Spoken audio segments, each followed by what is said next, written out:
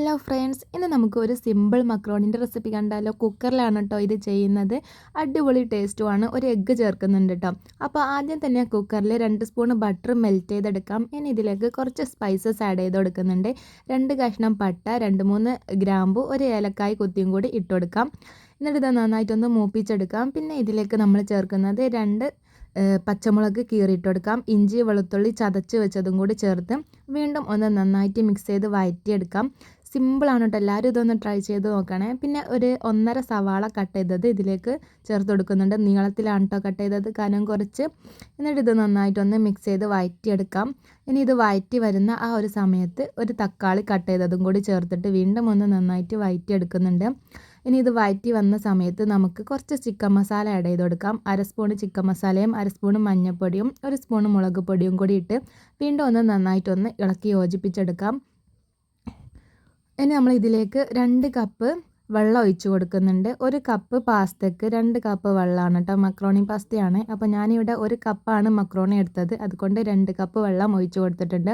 ഇനി ഈ വെള്ളം തിളച്ച് വരുന്ന ആ ഒരു സമയത്ത് ഒരു കോഴിമുട്ട ഇതിലേക്ക് പൊട്ടിച്ച് ഒഴിച്ച് കൊടുക്കാം. വേണമെങ്കിൽ നിങ്ങൾക്ക് 2-3 ചേർത്ത് കൊടുക്കാം. ഞാനിവിടെ 1 ചേർക്കുന്നത്. എന്നിട്ട് ഇത് പതുക്കെ ഇങ്ങനെ ഒന്ന് ഇളക്കി കൊടുക്കാം. അധികം ഇങ്ങനെ ഒരു ഭാഗത്ത് തന്നെ കട്ടയായി പോവാതിരിക്കാൻ വേണ്ടിയിട്ടാണ് കേട്ടോ. ഇനി അത് മിക്സ് ചെയ്ത് കഴിഞ്ഞിട്ട് നമ്മൾ ഈ മക്രോണി കഴുകി വെച്ച മക്രോണിയാണ് കേട്ടോ, അത് ഇതിലേക്ക് ചേർത്ത് കൊടുക്കുന്നുണ്ട്. നീളത്തിലുള്ള പാസ്ത ആയാലും കുഴപ്പമൊന്നുമില്ല, അതും ഇതേ രീതിയിൽ തന്നെ കുക്ക് ചെയ്തെടുക്കാൻ കഴിയും കേട്ടോ. എന്നിട്ട് ഇത് ചേർത്തിട്ട് നന്നായിട്ടൊന്ന് മിക്സ് ചെയ്ത് കൊടുക്കാം.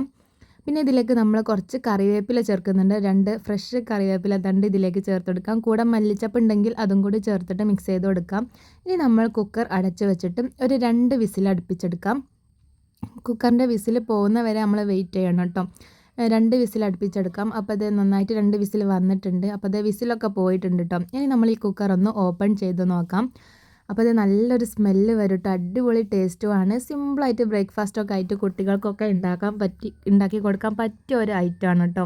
അപ്പോൾ ഇന്ന് നമ്മൾ ചപ്പാത്തിയും ദോശ ഇഡ്ഡലി അങ്ങനത്തെ സാധനങ്ങളൊക്കെ ആണല്ലോ ഉണ്ടാക്കല്. അപ്പോൾ ഇടയ്ക്കൊക്കെ വെറൈറ്റി ആയിട്ട് ഇതിട്ടാലും ട്രൈ ചെയ്ത് നോക്കാം. നല്ല ടേസ്റ്റാണ് കേട്ടോ. ഇതിൽ വെള്ളമൊന്നും കൂടിയിട്ടില്ല. ഇതിങ്ങനെ ഇളക്കി കൊടുക്കുമ്പോൾ തന്നെ കറക്റ്റായി വന്നിട്ടുണ്ട്. സിമ്പിളാണ്, എല്ലാവരും ട്രൈ ചെയ്യണേ. വീഡിയോസ് ഇഷ്ടമായാൽ സബ്സ്ക്രൈബ്, ലൈക്കും കമൻറ്റും ഒന്നും മറക്കണ്ട. നെക്സ്റ്റ് വീഡിയോ ആയിട്ട് വരാം. അതുവരെ ബൈ.